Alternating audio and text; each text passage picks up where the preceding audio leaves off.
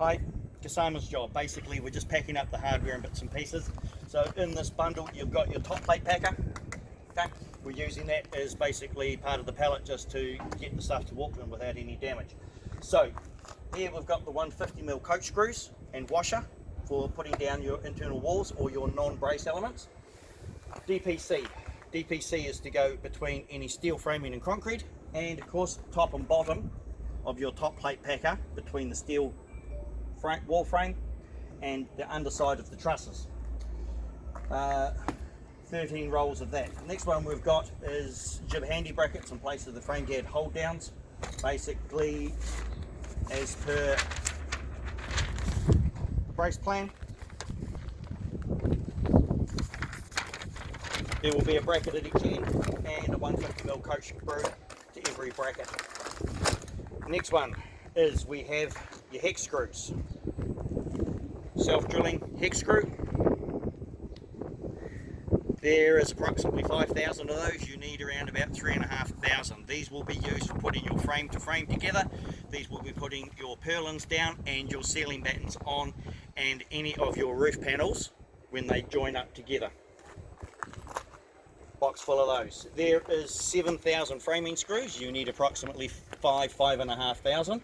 So there is a few there. Don't throw too many at the seagulls. They are a square drive and they are a dual thread. Next one we have is basically some multi-strap between your roof panels as per the engineer's documents and the truss. You need a 400mm strip of your multi-brace, and for that, putting that on, there is a small low profile Phillips screw. So you can either use those or you can use the hex screws. The hex screws of course have quite a high head. If it's where the purlins are, it's going to cause you a little bit of a problem, so there's 1,000 or so of those little low profile screws. So that's your multi-brace. There is 300 service grommets. That's for an electrical or any pipe work that needs to go through the frames. We have some 65mm coach screws. These are for putting the trusses down. We'll show you that on the other video. These will go all the way down through the truss, through the top plate and into the wall. Okay, when it goes through the wall frame at the top, it may lift everything up. Once it's gone through the wall frame, back it off and put it through, bring it down nice and tight. We'll show you how to do that in the next video. There is 200 of those. Next you've got is 435mm screws. These are designed to go from the wall frame up into the top plate packer. If you're lucky, there will be a little wee thing which is going to be some triple holes. We'll show you where they are on the next video. That'll be nice and easy. It's like a pilot hole to put these up. So they're from the wall frame up under the bottom. Remember, you've got the DPC in there, underneath there, and that'll hold the top plate in place. Next thing we have the twist ties, or could be referred to as CT160s. These will go basically over your top plate of the wall, top plate packer, up onto the truss and fold over the top. We'll show you that in the second video. There is left and rights of these. Use it if you can. It's not important that it gets onto a stud, but if you can get it to a stud, even better. You are in a cyclone condition. So there's enough of these for the trusses as well as the panels going to the veranda beam. Again, use your low profile Phillips screws. It'll help avoid with the cladding.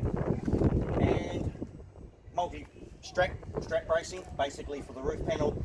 I've marked on there as well. It's on the engineer's documents. The other one we've got in here, small little pile of assembly instructions. First one basically has the wall layout. Also too, where I have started to set the studs out with regards to the cladding, because for panel cladding, we've started from the corner. You'll see that goes around the building. It'll work a lot better if you work in the same direction as I have. There is a truss plan with the fixing details. Basically, you've only got the twist fix, lefts and rights. There's a wee picture up here basically showing where they go. I've also, and I'll show you on the other video, I've actually angled the heel of the truss to match the degrees of the roof panel. So it should come up nice and tight, a bit better than what the engineer is showing here. Basically, one of these ties, each end of the truss.